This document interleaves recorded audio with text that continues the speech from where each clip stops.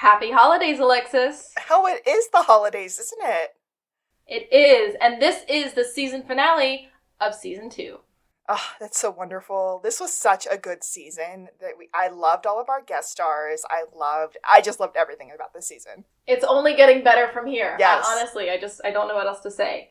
But a quick reminder, since this is the season finale, we are going to take a couple of weeks off of our recordings before we start season 3. Next week's episode, which we will post, is going to be a repeat episode of the Gus's dad might have killed a guy, but just letting it all hang out pretty much because it's the holiday episode and we're just going to let people hear what we do without all the edits. Bathroom breaks, all the all the...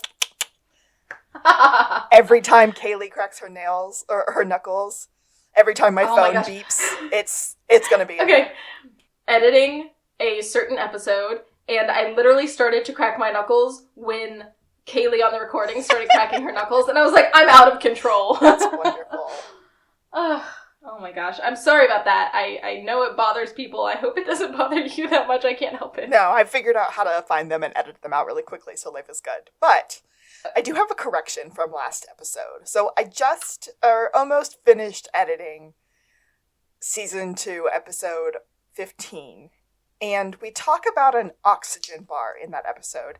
And Kaylee asked me what it was, and I pretended like I knew what it was, and I said something along the lines of, like, it's not a upper or a downer, it's just kind of a, refreshing. And although I was kind of correct with that statement, I'm a little bit incorrect because I finally Googled it. So first things first, for just the low price of $29.95, that's $2,995, you can purchase your own oxygen bar for your own house.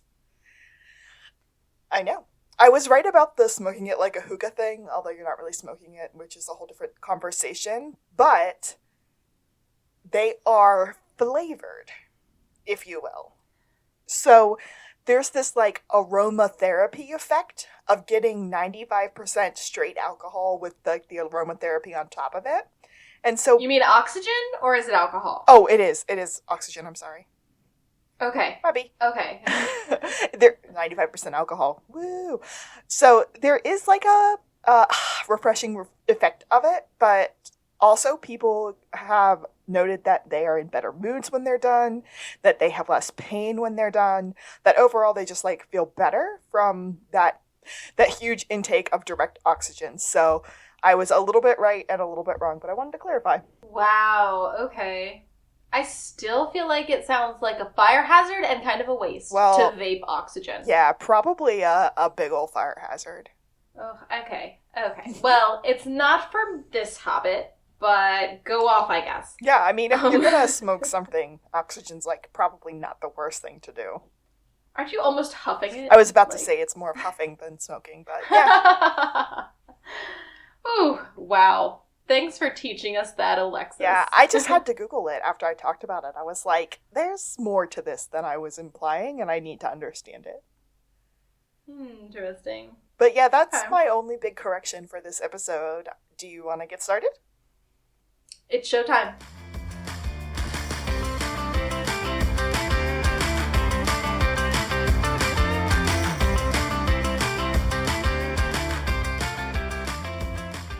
This is... To the Blueberry! I am Alexis, and I am a real-life Gus. I'm Kaylee, and I'm the real-life Shawn. And this is our Psych Rewatch podcast, where we just decided to get together and have a fun conversation once a week, and it's been amazing. Today we are rewatching Season 2, Episode 16, Shawn and Gus of the Dead. First, pop culture reference. With so many more to come. So many. And they're just, like, peppered throughout. They're, like, barely... You don't have time to, like, marinate that you've just heard something. It's just, like, something is said. Just off the cuff. Doesn't even matter. Moving on. I missed so many of them for that very reason. Like, I just could not keep up. Yeah. We also start in 1987 with a classic horror movie. I did not double check, but I think it's The Creature from the Black Lagoon. It is, yep. Okay, I was like, it's not Swamp Thing or... Okay, so this old movie is playing on an old television set in the 80s, and a woman with a towel on her head, who is berobed, stands up and says, "I'm going to get a drink." And Henry is like, "Oh, get me one too." And you just sort of hear her go, "Okay." So we don't know what color her hair is. We don't know what she looks like. We're keeping her a secret. But we can make a very clear assumption that this is Shawn's mom. And this is our first Shawn mom sighting in any of our flashbacks. Yes, even though I've asked about her before, like, where is she during this? Because Henry's doing terrible. Shawn is, like, sneaking down the steps, and he's sneaking around the corner, and he's watching the creature from the Black Lagoon, whatever it is. And Henry, in all of his genius, scares the poor boy. He does. He's like, "Shawn, what's going on? You were supposed to be asleep 2 hours ago." He's like, "Well, I snuck down, and now I'm too scared to go back up." Henry tries to soothe him so poorly. He's like, "People don't become bloodthirsty monsters after they get shot. Instead, things just sometimes explode. Dead bodies don't walk, son. Sometimes they suddenly blink or jolt for a second, but mostly they just wither and smell and drizzle and ooze." How terrible is that for little baby Shawn? And he's trying really hard to sort of grimace smile to his dad. Like, don't feed his ego. He's not doing a good job. Where's your mother? Getting a drink, apparently. My next line in my notes just say, "Good luck sleeping now, little baby Shawn." Oh my gosh. I had questions. They're not even worth asking. They're rhetorical. Basically, Henry's a big dum-dum.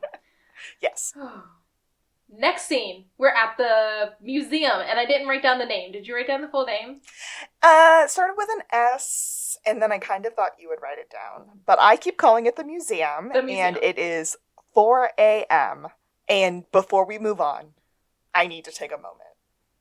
Lassiter in this scene, with his, like, hair with a little bit less salt and a little bit more pepper, and his collar's open, and he's got his, like, black tie on, and I'm just like, dang, Lassie.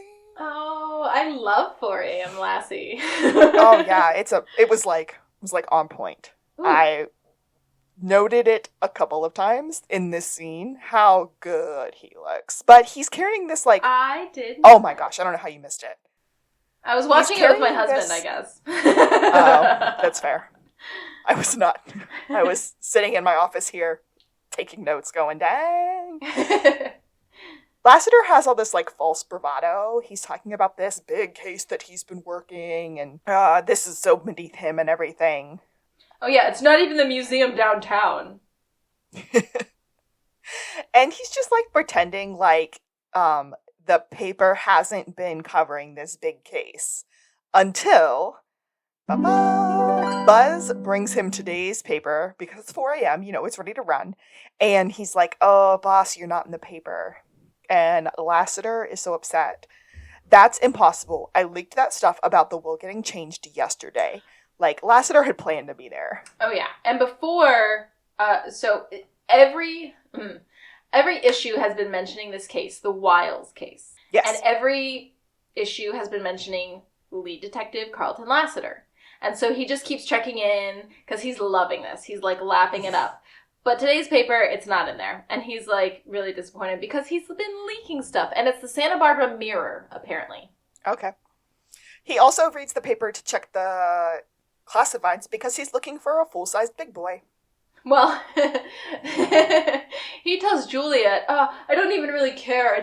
I'm checking the classifieds to find a new big boy. And then Buzz asks if he wants, like, a full size. And he does sort of, like, a little measure up to his chest, like a full size. But then we meet Sophie. She is the museum's assistant curator. Lassie is so dismissive of her. It makes me so angry. He's like, "I'm going to need to talk to someone in charge." I am in charge. The curator is off in Egypt procuring the rest of the collection for this big exhibit that opened just yesterday. And Juliet says she sounds in charge. Girls and empowering girls. I love that. Yes. So she's showing them to the mummy room. The exhibit just opened yesterday.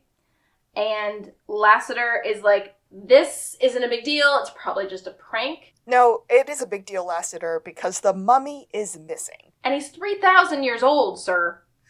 But he does think that he's probably just like some sort of like worker, and he probably mummified himself. Yeah, he's like not even a royal food taster. This guy's a nobody. Also, Juliet says, have we heard about the night watchman? And apparently this dude's missing too. His name is Thomas F. Hastings. Hastings. I just call him Hastings. No, it's Doug, isn't it?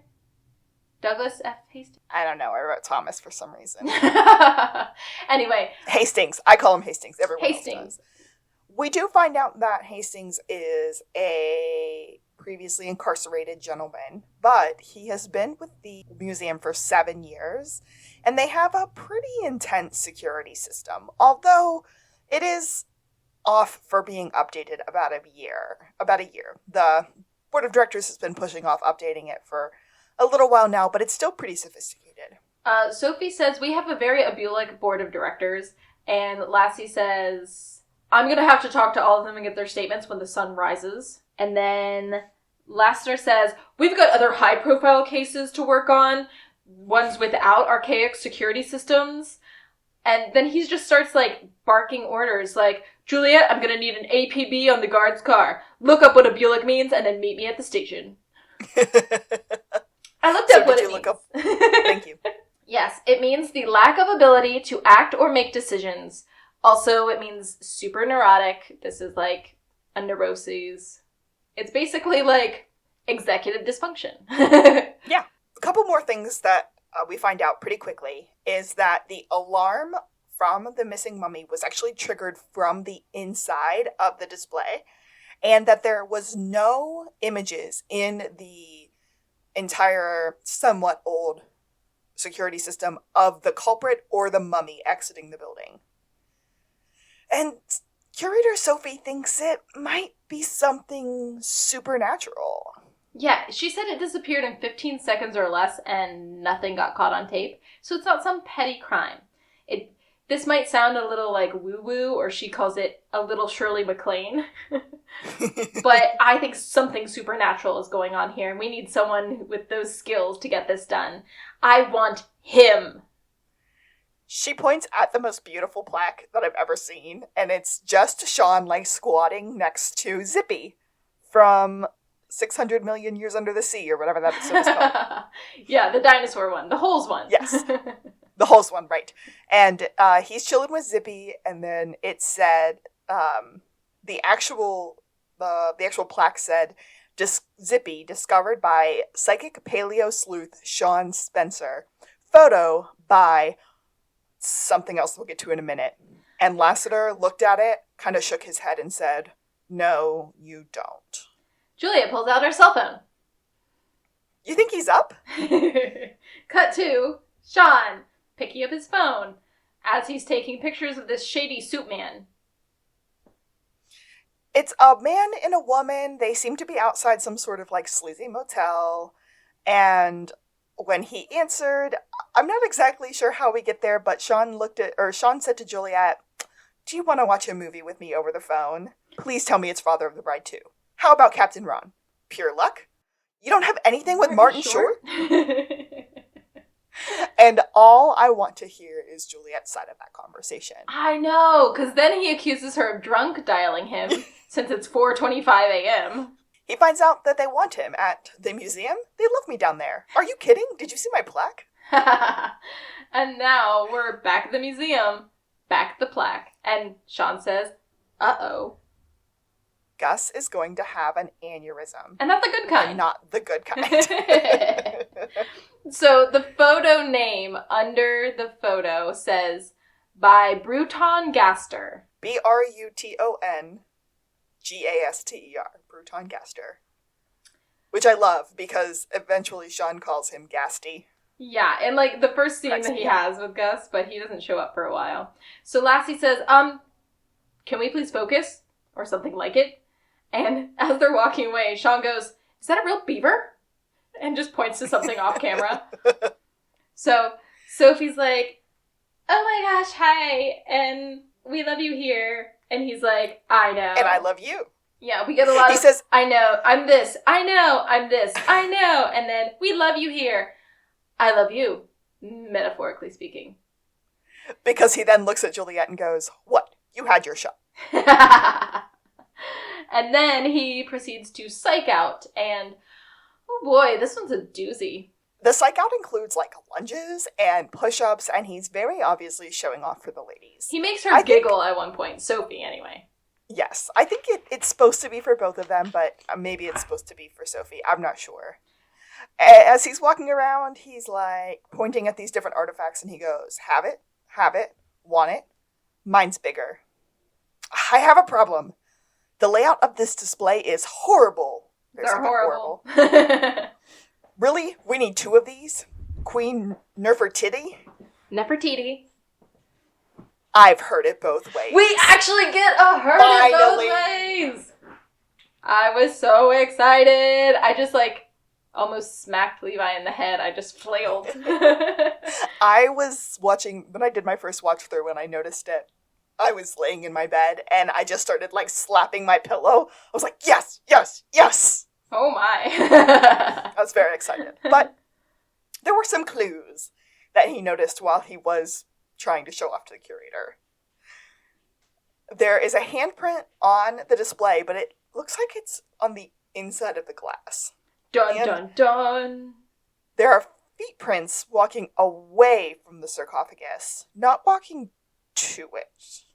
Yeah. Okay. And they're bare footprints, so you can see, like, little toes. Yeah. Finally, Shawn goes, I'm gonna have to confer with Detective Carlito Lazatores. Thank you. On this one. That mummy was not stolen. I'm afraid it walked out all on its own. The music cue we get here, bom, bom, bom, bom, bom, bom, bom, bom. It's very, Dr. Facilier from The Princess and the Frog. Are you ready? Yeah, like that's the opening of it. I like that. All right, that's when we get our credits, though. That's the end of that scene, man. Ooh. I love all of the names that Shawn calls Lassiter in this episode. He also says a lot of Egyptian stuff wrong, hilariously. Yes.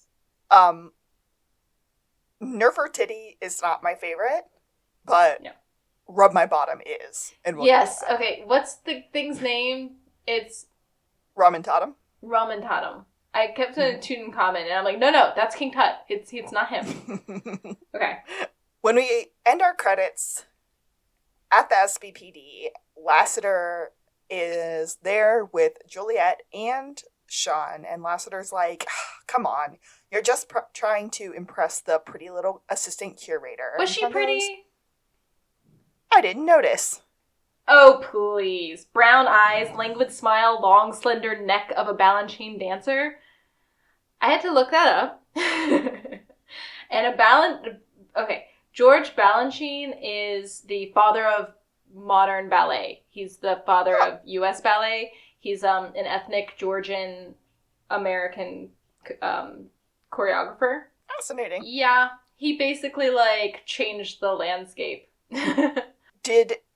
And we can cut this part out, but did he change it to, like, not needing to have, like, super skinny, deathly ballerinas? He's not that modern. So he just kind of, like, took it away from, like, the very, like, classical style that it was, and he added a lot more, I don't know, sort of athleticism, a lot of explosive movements, and, like, it made it more expressive, I think. But yeah, the way things are done now is sort of like a symbiosis of like the classical style and his style, because he departed so much, I guess. Juliet is upset at Lassiter's comment about Sophie because she got her hair cut last week and he didn't even notice. No, she wore 3 different hairstyles, completely different hairstyles last week, and he didn't say a damn thing. That's it. Chief Vic calls them into her office. Not before Shawn says something about, like, guys, I'm serious. I felt it. It did not exit the museum, but it went deeper into the body of the museum. So he's still on about the mummy. And then we're in Chief's office. Yes. The story goes, when Chief Vic took this interim chief position, the idea was that she would become the chief eventually. However, nothing has happened. So she gave the mayor a deadline to make the decision, and she has gotten no response. So, effective Friday, she's no longer chief. Oh, we missed a joke. I was, like, very confused by my notes. Because when she said she has an announcement, and Shawn goes, if it's about Lassiter's third testicle, we already know. And everybody's face, it just proves that it was, like, actual improv. And then Chief tells him it's not the time for jokes, and he checks his watch. Oh, I don't know that I noticed that. I noticed it the second time through, like, that he was checking his watch. I was like, why is he checking the time? And I was like, it's no time for jokes. So, Juliet's outraged. Shawn asks the chief, is she sure she doesn't just want to wait a little bit longer? I didn't get it on the first watch through. On the second watch through, I was putting a lot of little pieces together of things that, like, no attention was really drawn to, but it all adds up at the end. So watching it twice in a row really hit it home for me. So he's asking her if she doesn't maybe want wait a little bit longer. She tells him no. And then Lassiter's like, wait a minute. You mean the job's open? Did anyone mention my name? Chief says, I believe they have someone in mind. And Shawn says, Chief, you're great. I'm sure it's all going to work everything will work out. And Chief dismisses them, and they all still, like, hang around too long. She's like, out, get out of my office. I just called them glum chums, because everybody's just, like, depressed now. They were just, like, awkwardly standing around. It was kind of a sad moment. Like, where do we go from here? Well, we go to the psych office, where we finally get to see Gus. And Shawn is watching the security videos from the museum. But he stands up and starts blocking the TV from Gus. Gus is kind of confused that there's only one videotape of the entire museum, and Shawn said, this is much more sophisticated than I thought. It seems like you can't leave the museum without getting caught on camera. And then finally he's like, okay, I think we should go check it out. But there's one more thing you should know before we go to the museum. Yes, before we leave the scene, because this is when we leave the scene, Shawn is wearing a long sleeve t-shirt, but it is striped, and Gus is wearing a green collared shirt, but it is kind of checkered / plaid. Mm-hmm. So, I don't know what it means, but I noticed it. As soon as that scene cuts, it cuts to a close-up on the plaque.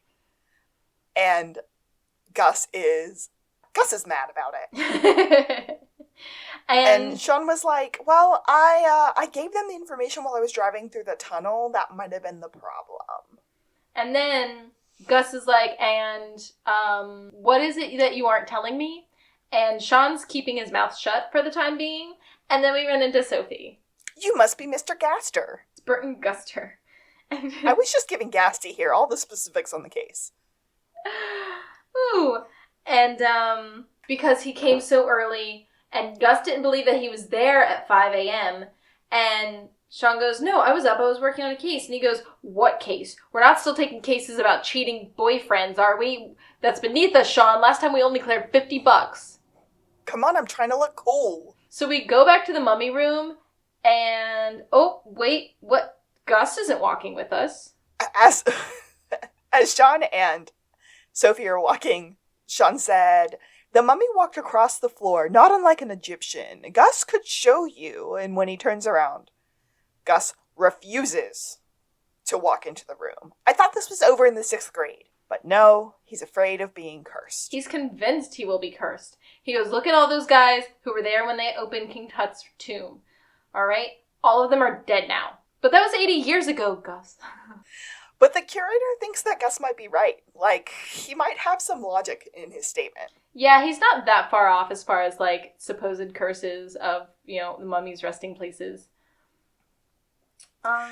Finally, the curator said, well, how about we go check out the security camera room? And Gus agrees to go there. Yeah. They realize it's a pretty good system, and they make a plan. Gus is going to watch the screen, and Shawn is going to try to cheat the system. And they're going to stay on their cell phones the whole time so that they can communicate. But Gus refuses to make the call because this is his work phone. I don't understand, Gus. It's a monthly plan. It's usage minutes.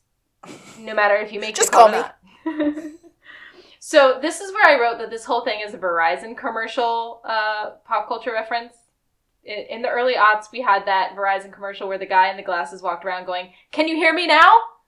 Good. Oh, yeah. So Shawn's running around trying to avoid the cameras and going, "Can you see me? Can you see me now? Can you see me here? How about here?" There's some pretty great music playing in the background. It's like lots of like drums and rock music and guitars, and I couldn't figure out what the actual song was, but I quite enjoyed it. But here's what I got as far as his hiding options. He tried crawling, hiding behind a plant, moving the plant across the floor, hiding behind a woman, using a carpet square. That was pretty good. You almost got me there.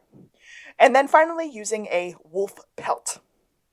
We also get an entrapment pop culture reference because he's doing a very non-Catherine Zeta-Jones sneak around. It's a whole thing. I just wrote music and shenanigans. Shawn tries hiding behind an exhibit, and then the curator comes out, and Shawn mutes Gus to flirt with the curator. And Gus's imitation of Shawn here is beautiful. And I wrote it all down because I really liked it. Go for it. So here we go. "Look at me. I love my hair. I make obscure 80 references that no one understands. Laugh at me. You know something about me? I have a motorcycle, but I never seem to be riding it." It ends with Shawn attempting to hide behind a cactus and then putting a bucket on his head. And then finally, he cannot be seen on the camera. But it was just for 1 second, Shawn. I wrote, "Oops, a blind spot." Gus's battery on his phone dies, and Shawn kind of sneaks in because Gus cannot find him on the camera. And they have found the hiding spot. And then we go back to the SBPD, where Lassie is sitting with someone we'll come to know as Mr. Wiles the Fourth. Yes. And this dude, I just wrote, this dude looks like a thumb. He's the most boring looking white man I've ever seen. You have the quote that Lassie says here, don't you? Lassiter is like, "Okay, so I just have a couple things. I need to check some bank records, go over some papers, and exhume your father's body." And Wiles is like, "What?" And Lassiter goes, "It's really just a formality. I can have him back in internal slumber by noon, 1:45 at the latest." I love that so much. So we're exhuming Wiles the Third. So pin in that. And then we're at the museum, and Gus is like, "This place must be closing soon. I was in there forever." I'm assuming he meant the bathroom. And then the lights start turning off. He goes, What's going on?" And Shawn's like, "I think it's just on a timer." And then... Why would they have a timer to turn off the lights if people are still here?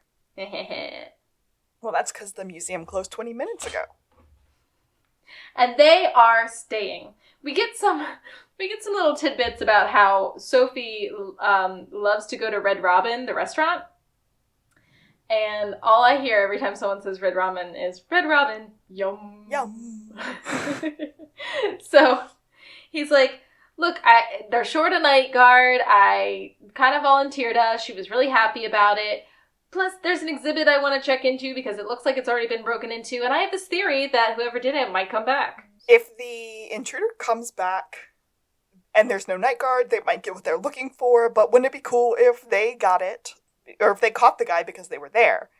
And Gus is, "No, I can't spend the night in a museum. I don't have my toothbrush. I don't have my toothbrush. I don't have my multivitamins. And, oh yeah, I don't want my soul suffering eternal damnation for disturbing the sleep of an Egyptian canal digger."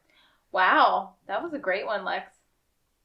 So, okay, we gotta stop here before we go on.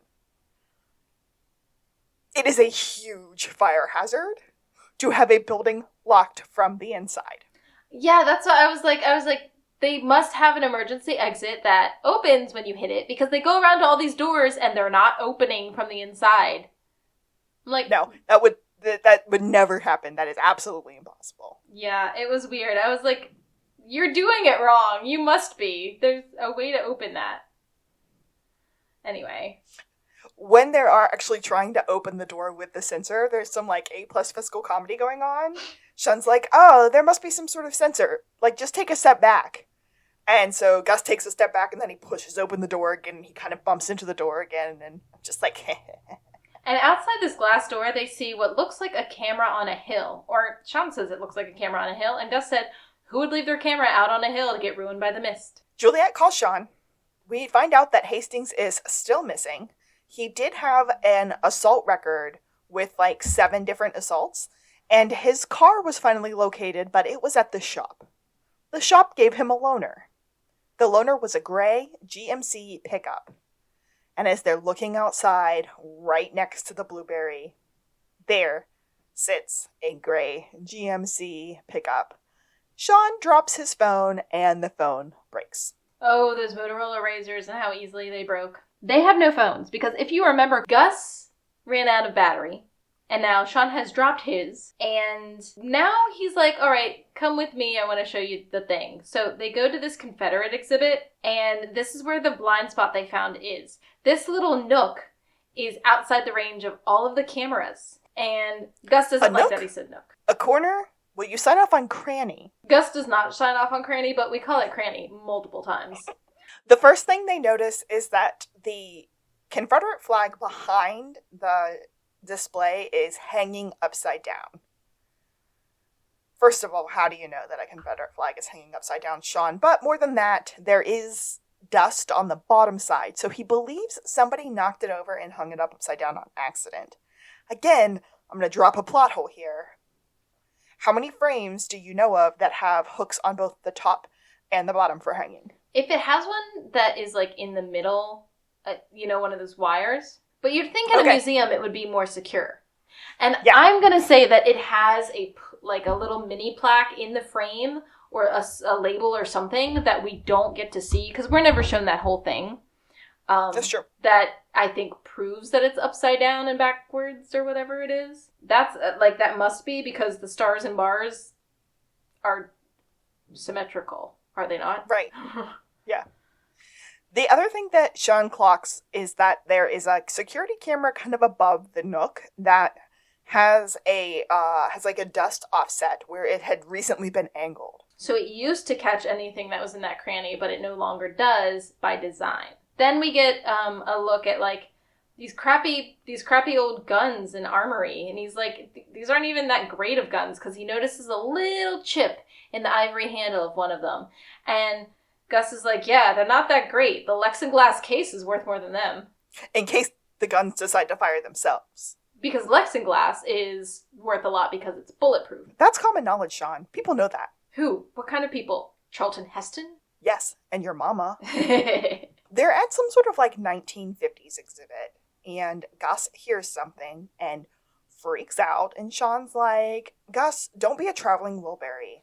Look, Christine's here. Yeah, Gus is jumping at nothing. But they walk up to this old school refrigerator and they want one Shawn wants one for the psych office. And it's got a label that says, do not touch. But it's also running.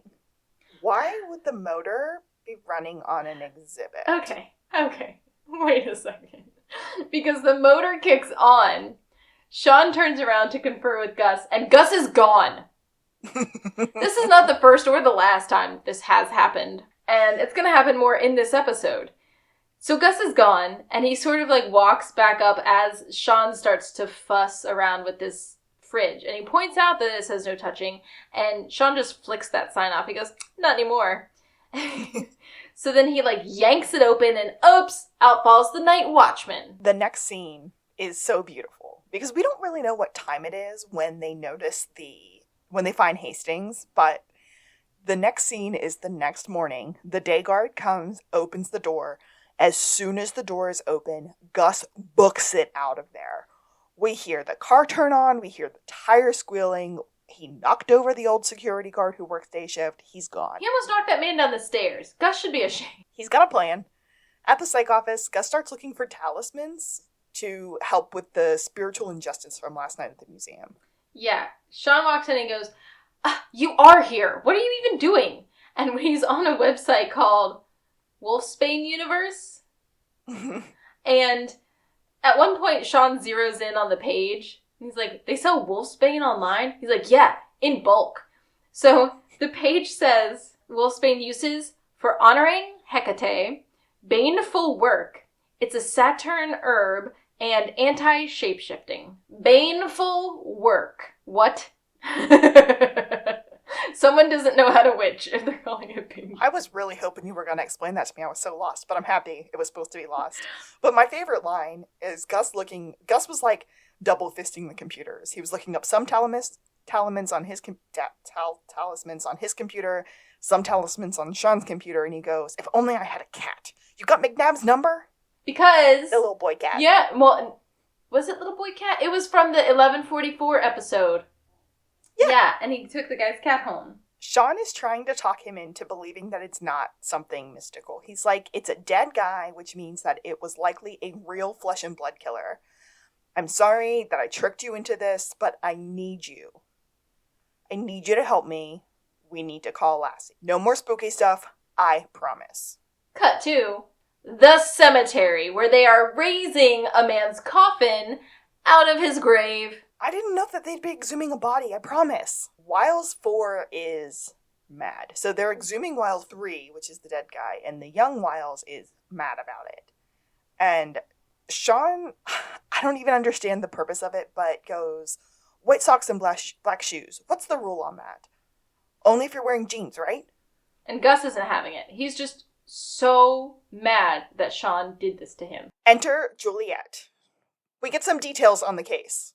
So she says, the coroner report just came in. Wiles was strangled. No, not Wiles. Hastings was strangled. Hastings the night guard was strangled. And then Shawn says, correct me if I'm wrong, but can't we get fingerprints? Well, normally, yeah, but the hands were wrapped in some sort of cloth. There were linen fibers embedded in his neck. And they found 3,000-year-old spores on those fibers that came from inside the sarcophagus. And then it's just kind of like a spooky moment. Spooky Halloween. Henry's house. Henry's cleaning up a storm. Yes, like a fiend, that's what I wrote. He's been leaving messages for Shawn on his phone, and Shawn's like, Dad, I broke my phone. Yeah. And then behind the boys, on the counter, is a mass of produce. There's some tomatoes, there's a celery, there's a pineapple! How many episodes has it been since we've had a pineapple? Like at least 3. I believe there wasn't one in A Crime of Fashion. Episode 14... What was 14 called? There was one, maybe 2 in episode 13, Lights, Camera, Homicidio. Yes. And then 14 was called Sales Reptitude. Dislodged. Oh, yes. Was there... I don't think there was a pineapple in that one. There might not have been a pineapple in that one. So no 14, no 15. But yes, there's one in 16. Oh, there's 2 in 16. I only found one. I'm excited to hear about it. Shawn and Henry are fighting over who has more important things to talk about. And Henry's like, I have stuff to talk to you about, but I don't want to talk about it in front of Gus. And Shawn's like, I have stuff to talk about, and I need to talk about it in front of Gus. Our stuff is more important. Ours involves a dead guy. Why do you always need to win, Shawn? That's what Henry says. So what do you do when your best suspect sort of just doesn't exist anymore? Criminals disappear all the time. And if they're career criminals, they're crazy good at it sometimes. And Shawn's just sort of going, He goes, Shawn, you've got to go back to your timeline. You refollow your steps to find out when the trail went cold. And then Henry gets super awkward and just is like, okay, but I want to talk to you. And he leans in real quiet and close to Shawn and said, are you busy on Saturday? Shawn says, why? Do you want me to go to your awkward class? Oh, forget it. So he clams back up because he's Henry. Why does Henry not want to talk about this in front of Gus? We can discuss it later when we find out who the guest is, but it doesn't make any sense to me. I I don't know. It's clearly fraught. A lot of tension and unresolved feelings, and like maybe Henry assumes because Shawn won't share things with him that he doesn't share things with Gus, and so Gus would be like, "Oh, that's great. That's not awkward at all. Your divorced parents that you have conflicted feelings about the relationship of." I think Gus would get it. I don't think Henry knows that Gus would get it because he and Shawn communicate so badly. That tracks, I guess, for this situation. At the Santa Barbara Police Department, Juliet and Lassiter want to throw Chief Vic a going-away party. She doesn't want fuss, though. But it doesn't matter, because Lassiter hears that the news coverage is breaking, and he leans back and just starts listening. Over the TV, we hear that Wiles 3's death, was formerly known as an accidental fall, but now an employee has come forward and is pretty sure that she or he heard a fight that was going on when we thought that Wiles was home alone. Yes. So then she says that the SBPD was unavailable for comment, and... Who's not giving me my messages? He turns back and the women are just staring at him in silence. And he goes, "Cupcakes! Yes, with cuffs on them.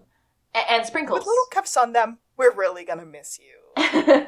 And then we hear just sort of in the background that Wiles III was a famous collector of war memorabilia. Da, da, da, da, da. As the TV is saying that, we cut through the TV to the psych office where Shawn is watching that same footage. And Gus is taking Henry's advice quite literally and doing a background check on Rum and Totem. Yeah, he's going back to the whole before death, and he's like, "Oh, his life was like this, and he had 11 sons, and blah, blah, blah." And Shawn's like, "We only care about the pertinent stuff, after he was a mummy." We get a numbers board moment where Shawn just starts writing stuff up on the window or whatever, and he was like, "Okay, the dude was in Cincinnati, he wasn't killing anyone there. Then he went to Plano, Texas, no deaths there. That was 2 days on a truck, then to our museum warehouse to be on display at our museum the very next day." Gus says, "What's that little thing you drew?" And next to Texas, it was a bowl of chili. And he goes, "What about up there?" And he's like, "That's Austin Kearns." So by Cincinnati, he drew a man named Austin Kearns, who was a baseball player. He played for a lot of Ohio teams, the Cincinnati Reds for a time. Apparently it's pertinent in their universe. That is where they decide they're going to start. So they head to the warehouse. And Ken comes out. Oh, Ken he's got is like stank face. He's the foreman. Yeah. Okay, he's the foreman at the warehouse. And Shawn introduces Gus as, "This is my partner, Patty Simcox." Did you know that Patty Simcox is actually a character from Grease? Yes. Oh, okay. I was trying to be cool about that. Isn't she the goody two-shoes? Mm-hmm. Blah, blah, blah, blah, blah. I think Gus kind of is the Patty Simcox. But he thinks he's the Rizzo? Yeah, no. Or no, sorry. He thinks he's Sandy at the end of the movie. That's what he thinks. Yeah. So... Well, I feel like Shawn would be Sandy at the end. No, Shawn thinks he's Kaneki. Oh, that's fine. So, Shawn is there to talk to him about the Rock'em Sock'em Mummy. Gus's reaction is, "I want to know if there have been any instances of things exploding for no reason." Hiccups. Hiccup. I hope that came through. And Ken knows nothing. They don't let him go anywhere besides the warehouse. He says this room, but they're outside, sis. Shawn uses his friendship with Sophie and is like, "Well, I can call the curator and let her know that you're not being helpful." I didn't have anything for this. They want to know what happens at the docks, at the warehouse. And he was like, things shows up. The museum curator, or the museum rep does a inspection of what they're going to do, and then we put it out on the floor. That's it. Shawn's like, "Okay, that makes sense," and does his casual walking around, turning around thing. And he sees that same camera that we noticed last night. like, there's a tripod on that hill. I knew it was a tripod. So they run. I told you it was a tripod. They run towards it, and then they see a figure on the hill, and then she, like, pieces out real fast, and then instead of running up the hill, they sort of run around to the parking area where they think she's going to be going. Their running is so beautiful. It reminds Kaylee's making this face like, beautiful? No, it's not beautiful. It's terrible. It reminds me of Phoebe Buffay when she and Rachel decide to go running in Friends. That could easily be it. Yeah. It's very crazed. Childish running. The young lady is like, I'm sorry, I know I promised not to shoot there, but I just need one more night for my project. She is working on a project called Night Cycle. Which is a really boring name for something, unless it's about a motorcycle that comes alive at night and solves crime. And does sweet wheelies. They come to find out that she does, in fact, have footage of at least a little part of the museum from Tuesday night when the murder, theft, mummy incident happened. Right, the mummy incident. They have to go back to her shop to see it. So we're in the film room, and I never got this girl's name. Did you get a name? No. So the film student, she takes off her hat, and all her blonde hair falls out. And then we're like... And that's apparently Gus's type. He's trying to sniff her hair. Skinny, flaky white girl. Kind of boring looking, but whatever. Yeah. So Gus is trying to impress her. He keeps throwing out all these video stats. I didn't write down any of them. They were nonsense to me. Shawn's throwing out nonsense. I was like, same thing. Apparently, this is what I got. A normal video takes footage at a speed of 30 frames per second. But Gus is like, no, it's actually 29.97. Unless you're videographing in HD, at which point it's 23.54. But because she's doing a time lapse, she's only taking 1 frame per minute. And they're like, okay, let's try to find the mummy. This super dramatic music is playing. Yeah, she's trying to compensate for like how many more frames that means. So she's like going kind of slow through it. And then all of a sudden, there's a mummy on the screen. And then it's gone. And then Shawn goes... Gus runs away again. Yeah, well, Shawn goes, holy crap, dude, did you see that? And Gus is gone. His, like, chair is still spinning. Shawn said, no one can reach through the screen and grab you. Come back. That is a film reference, but I don't know what it is. Poltergeist? I'm gonna say yes, because I have no idea. No idea. I don't know. Maybe it's Tron. Who knows? As we keep going, Shawn sees the backup lights of a white van that had been in the parking lot and then all of a sudden was also gone.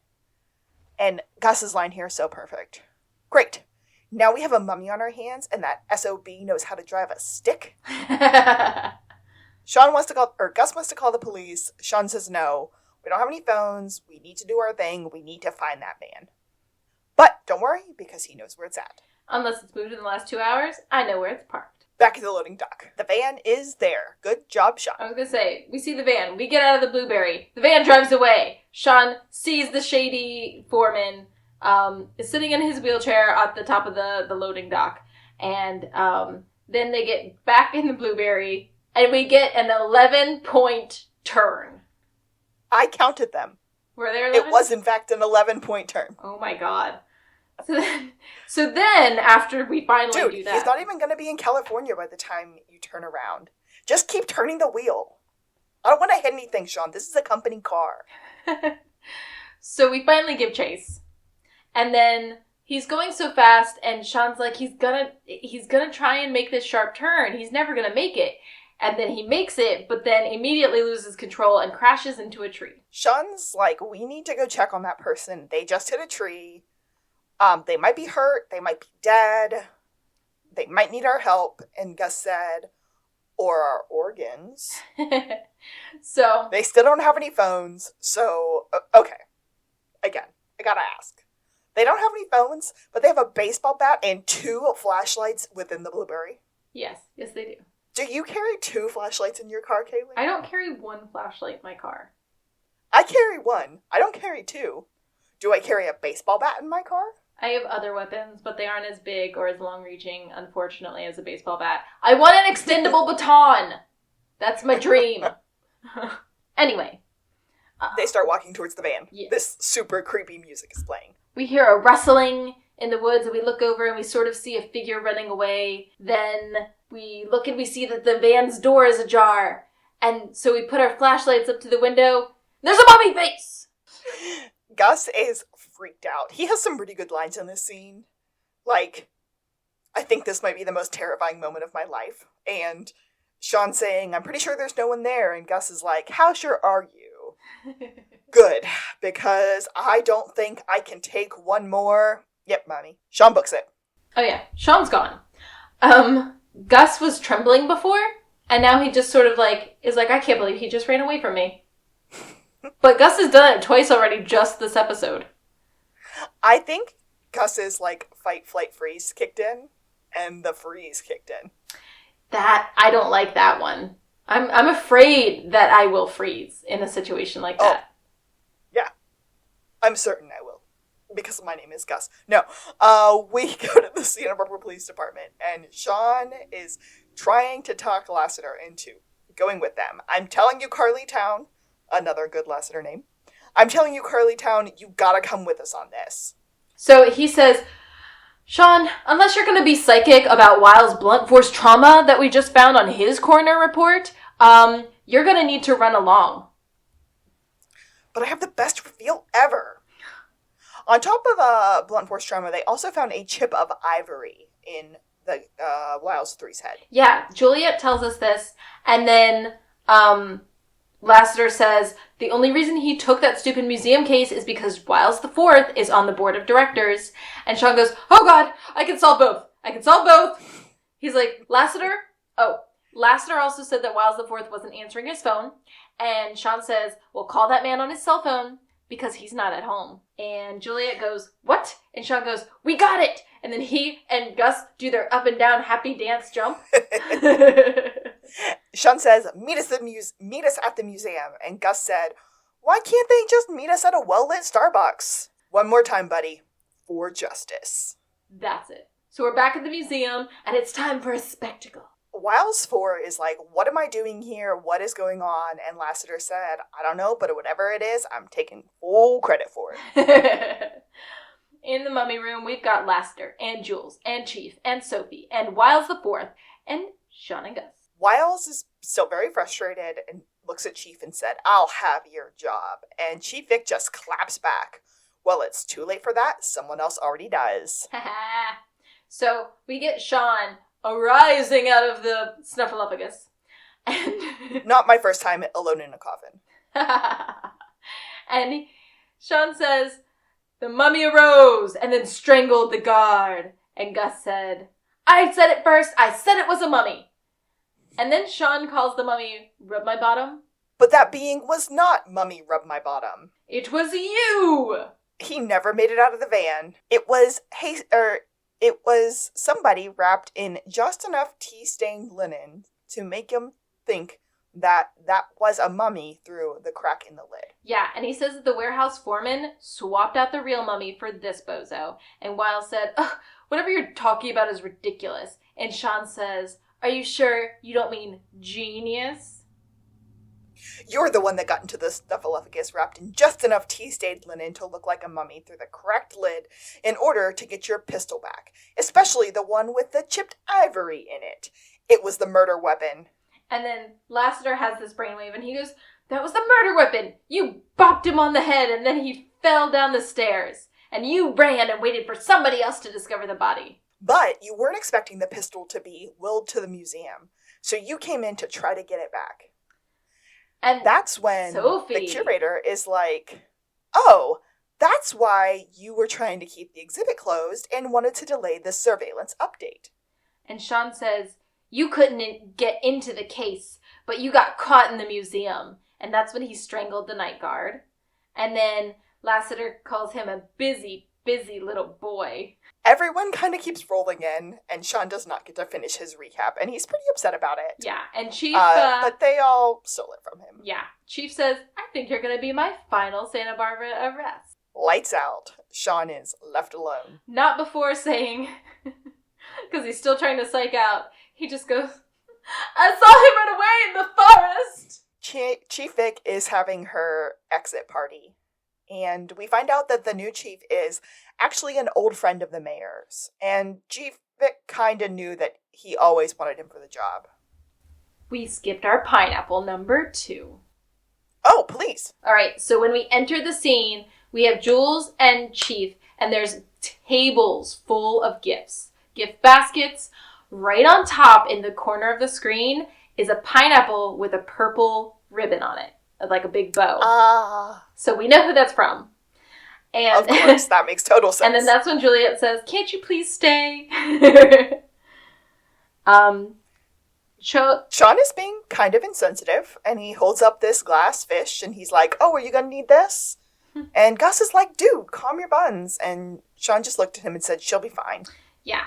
So we find out that the mayor wanted Ray Sauter, his old friend, but Ray only recently became available, and Chief just did what she had to do.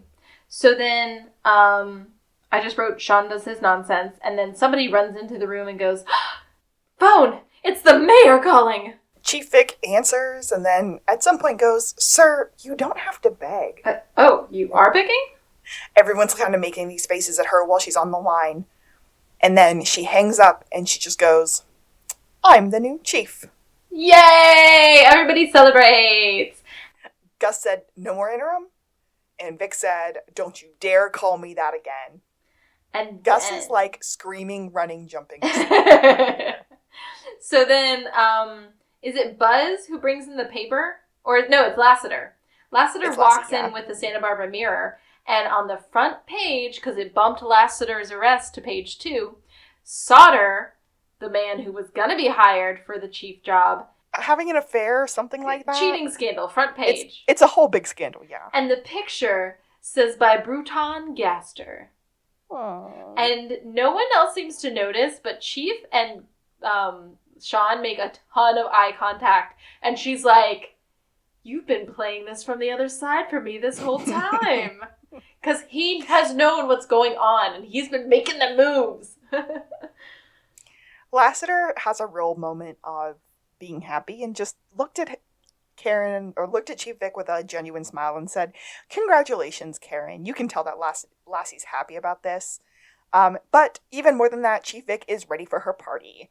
Open some crackers and a bottle of something. Let's celebrate. Woo-hoo! Oh, I love that. And then we just have one more teensy tiny scene. Henry is still cleaning his stinking house. So, Henry and Shawn are bickering. And he's like, Are you sure? Are you sure, Shawn? You didn't get any special messages this week?" Shawn's like, "Yeah, no phone. Remember?" Dad, I don't know if you just read The Secret? Yeah. It's a book. Or watched an emotional Oprah or what, but I don't think we're ready for that sort of opening our souls to each other moment. Shawn, you don't understand. There's something I've got to get off my chest. Shawn, I have to talk to you about something. And Shawn's like, "I got a date with a lady from a museum, and that's new for me. I'll get the door for you on my way out," because the doorbell's ringing. And then Shawn opens the door. Mom? And it ends. It just ends. That is the season finale. Woo! That's a good gracious. cliffhanger. Because, like, it's, like, important for, like, the personal plot, but it doesn't, like, leave the crime unsolved. Right. Which happens later on in the series, but... Sort of. It's a happy cliffhanger for this one. Yeah, a lot of the yin-yang stuff gets left hung, but that's usually it. I'm so pumped that starts next season. It does. It goes on for so long. Okay, so back to Gus not being allowed to know that Mom is coming. We don't see Mom, by the way, everyone. Yeah, we still don't know who's playing her, but it's a doozy. Yes. We'll talk about that in 2 weeks. But, I don't know why Gus can't know. But besides that, my 2 favorite parts of this episode, one, are all of Gus's one-liners. They're beautiful. I was trying really hard to, like, pick out my favorite Gus one-liner for my quote at the end. But I also love all of the messed up Egyptian words, like snuffleupagus and rub my bottom. Yeah, I didn't like Nerf or Titty as much. Yeah, no, but they were all just... It was a perfect Shawn moment. Rock'em Sock'em Mummy? Rock'em Sock'em. I don't have a lot more. We got a little bit of everybody. I thought it was a good episode. It went really fast. And I could tell that Levi was surprised when it was over. I was like, yeah, it felt really short. It felt like it should be movie length, right? Yeah. I am just finally happy that we got I've heard it both ways. This is our first official I've heard it both ways. And it's the end of season 2. Yes. Oh my gosh, we got an almost. Wasn't that at the beginning of season 2, the I've seen it both ways? No, that was Scary Sherry. That was into season 1. Oh, you're right. You're right. So it's a good thing to be there. But this episode, yeah, this is just everything. Yeah. I adore it. I adore it. There are so many Gus quotes that I have written down that I didn't even get to say because I love them so much. Are you just gonna do a whole run of them at the end? The episode would have been all way too long. No, I'll just stick with my one. On that note, shall we wrap up the podcast? Bye, season 2. I'm Alexis. I want a new plaque, Shawn. I want it tomorrow. I want my name in yellow letters that blink, and why won't you even tell me what this museum case is about? And I'm Kaylee. Facts and logic are in the corner of the guy who thinks he's gonna get his face melted off. And this has been... To the Blueberry! Psych out.